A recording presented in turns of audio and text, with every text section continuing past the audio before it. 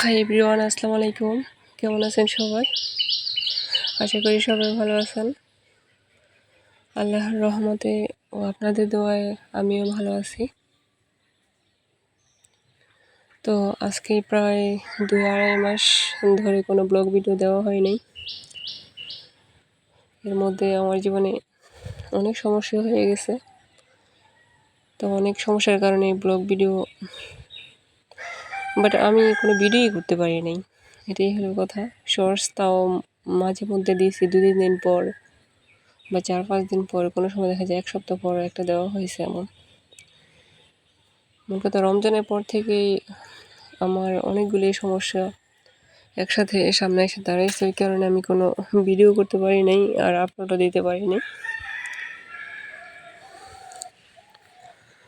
তো আপনারা যে যেখান থেকে ভিডিওটা দেখছেন প্লিজ একটা লাইক করবেন।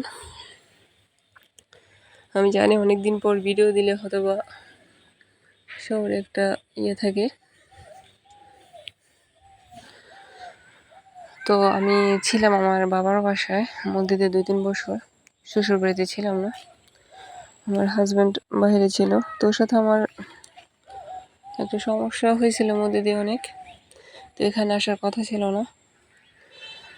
তো যাই হোক, হয়তো আল্লাহরই দয়া আবার সব কিছু মিটমাট হয়ে আবার শ্বশুর বাড়িতে আসছি। তো এখানে আসছি প্রায় 15-16 দিন হয়েছে। তো এখানে আসার পরে হয়তো 2-3 বছর ছিলাম না বাসায়। ওই কারণে অনেক কাজ ছিল, ওই কারণেই কোনো ভিডিও করা হয়নি। সারাদিন দেখা যায় ঘরের কাজ কইরা, তারপর মেয়েদের সামনে হাজব্যান্ড আছে, সব কিছু মিলিয়ে কোনো ভিডিও করা হয়নি। তো ভিডিও মধ্যে করা হইলো, সময়ের কারণে হয়তো বা আপলোড করতে পারিনি, হয়তো আমি করতে পারি না তাই। তো আজকে রান্না করতে আসলাম আমি কচুরলতি আর চিংড়ি মাছ। তো প্রথমে আমি কচুরলতিটা একটু ভাপিয়ে নিলাম, তারপরে যে তেল গরম করে পেঁয়াজ রসুন বাটা আবার আস্ত রসুন এমন কয়টা দিলাম। তো আমার লতিটা প্রায় হয়ে গেছে। তো এর মাঝে জামাই এসে বলে যে একটু খিচুড়ি খাবে, বিরিয়ানি খাবে, যেটাই হোক। তো বলেন এর মাঝে কি ফ্রিজ থেকে নামিয়া রান্নার মাঝে এর মাঝে ও যদি বলে যে খিচুড়ি খাবে, বিরিয়ানি খাইতে চায়, রান্না করা যায়, তারপর কী করবো? শর্টকাট মুরগির মাংস নামাইয়া একটু গরম পানি দিয়ে ভিজাই তারপর ভাইজা নিতেছি। এর মাঝে ও বলে যে দাও আমি একটু হেল্প করি। দুজনে মিলে ভাজতে এসে একটু দুষ্টামি করতেছিলাম।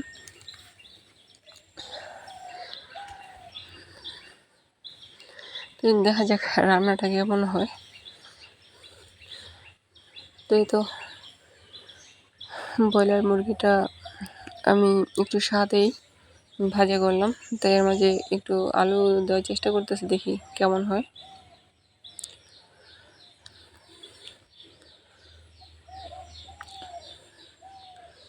তো বলে যে দেওয়া আমি ভাজা নিই।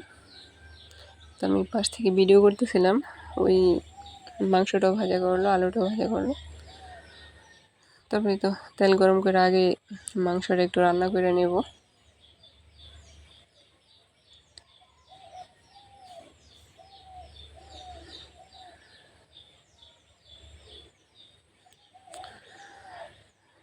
তো তেলের মাঝে পেঁয়াজ দিয়ে শুধু নাড়তেছে। আমি ওকে বলতেছি এত নাড়ার কি আছে?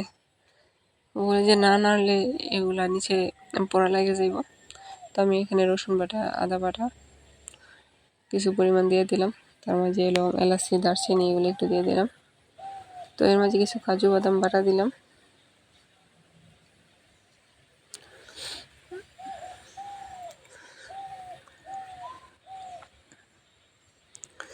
তো আসলে সংসার জীবন, কেউ দেখা যায় 2 মাস সংসার করেও ভাঙা যায়, আবার কারো দেখা যায় 15-16 বছর বা 14 বছর গেলেও দেখা যায় ভাঙন ধরে।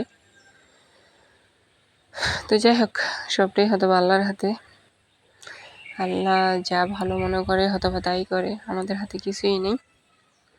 তারপর আল্লাহকে সবসময় বলছি যে আল্লাহ তুমি আমার জন্য যেটা ভালো এটাই করো, হয়তো আল্লাহ আমার জন্য যেটা ভালো ওইটাই করছে।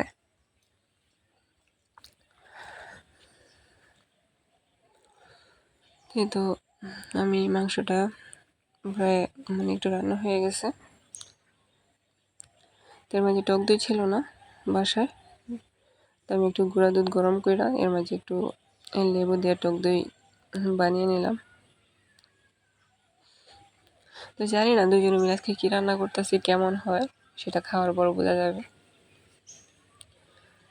তো আমার মাংসটা রান্না হয়ে গেছে, এখন আমি পোলাওটা রান্না করব বিরিয়ানির জন্য।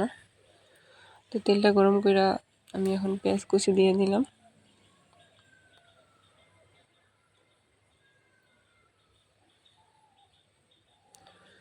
এর মাঝে ও বলে যে তুমি রান্না করো, আমি গোসল করে আসি।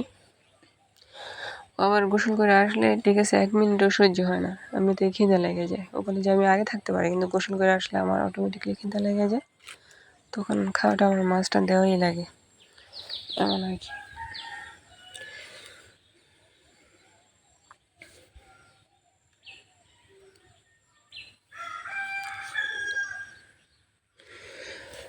তো অনেকদিন পর ভিডিও আপলোড দিলাম। যে যেখান থেকে আমার ভিডিওটা দেখছেন প্লিজ একটা লাইক করে কমেন্ট করবেন, আর প্লিজ একটা সাবস্ক্রাইব করে দিবেন। তো দেখি এখন প্রতিনিয়ত চেষ্টা করব ভিডিও আপলোড দেওয়ার। তো আমার ভিডিওগুলো যদি ভালো লাগে প্লিজ একটু সাপোর্ট করবেন। তো আমার মধ্যে দিয়ে অনেক সমস্যা ছিল, তাই ভিডিও আপলোড দিতে পারিনি। তো এখন যথাসাধ্য চেষ্টা করব রেগুলার ভিডিও আপলোড দেওয়ার।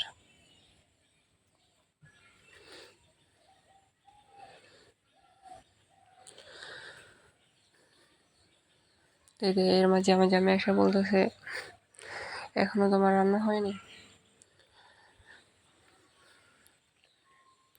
বললাম তো গোসল করে আসলে আর সহ্য করতে পারে না, ওর খাবারটা দেওয়াই লাগে। এটা আমার পেঁয়াজটা যখন একটু বাদামি হয়ে গেল, তো আমি চাউলটা দিয়ে দিলাম।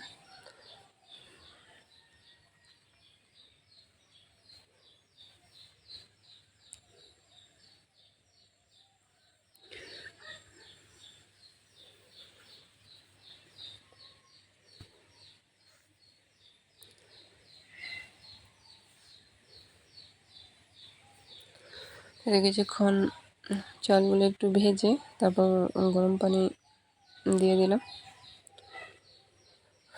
তারপর রান্না হয়ে গেল। এখন জামাইকে বলতেছে রান্নাটা কেমন হয়েছে রিভিউ দাও। তো সবাই ভালো থাকবেন, সুস্থ থাকবেন। আল্লাহ হাফেজ।